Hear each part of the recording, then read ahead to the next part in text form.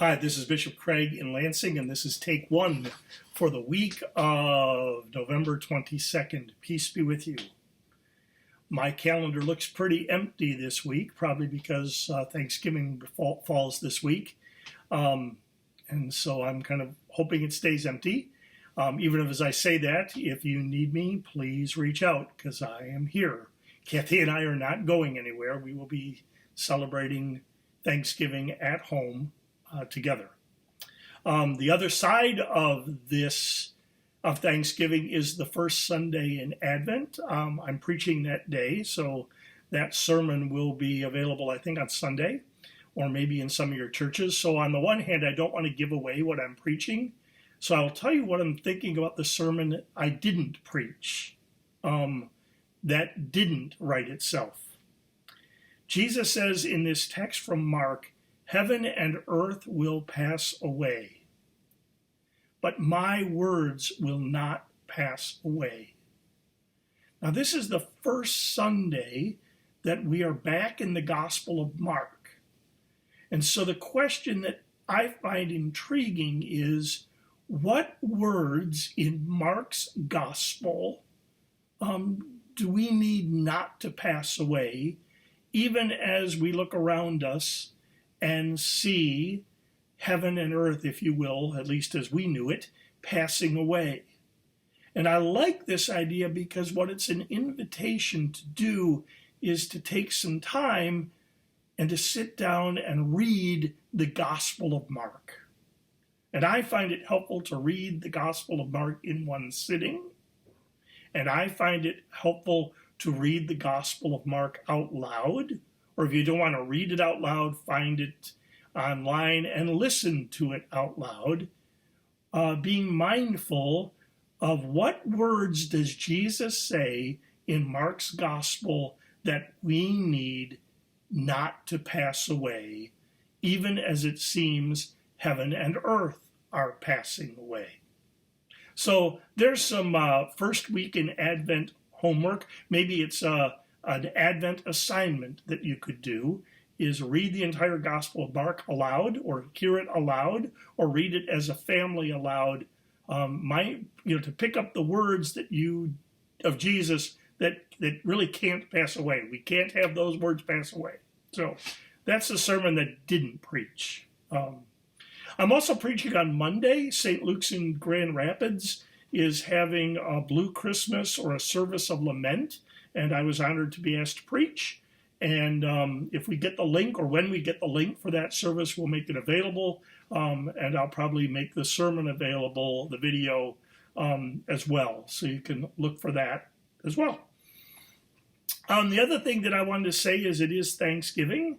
And this year, when we're not gathering with family and friends, we need to find new ways, perhaps, to celebrate Thanksgiving. And I see online that many people are doing kind of a month of these are the things for which we are thankful.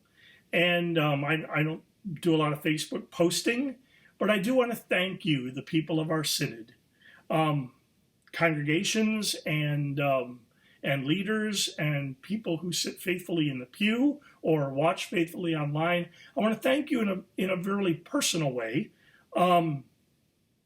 Of course, I thank you for the support of our synod and for the partnership, but on more than one occasion, Kathy and I have paused to feel very grateful that we have a roof over our head, that we have food on the table, that we have health care, that we don't worry about these things. And we know that is only possible because the people in our congregations share generously with their congregations, and the congregations share generously with the synod.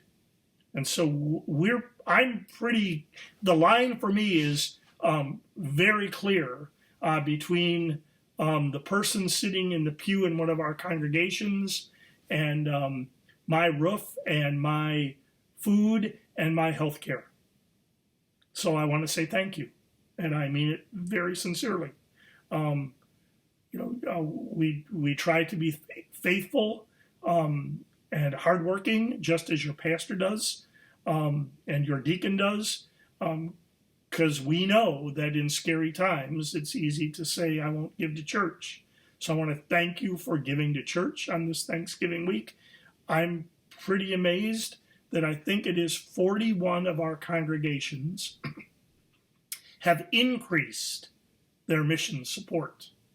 And that one person made a gift of almost $5,000 to Living Stones. So I am humbled and grateful for your generosity, and I appreciate the fact that I need not worry about food and housing and shelter and health care because of your generosity.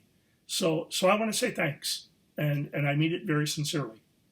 There are other things that I am thankful for, and I'm probably going to spend some time this week reaching out to people that I don't normally get to thank, and thank them. So I hope you find a creative way and a meaningful way to celebrate Thanksgiving. In the meantime, please know that you are in my prayers. And like I say, I hope it's a quiet week for all of us. But if you need me, please reach out, because we are here. The peace of Christ be with you always, and have a happy, safe, and blessed Thanksgiving. Take care.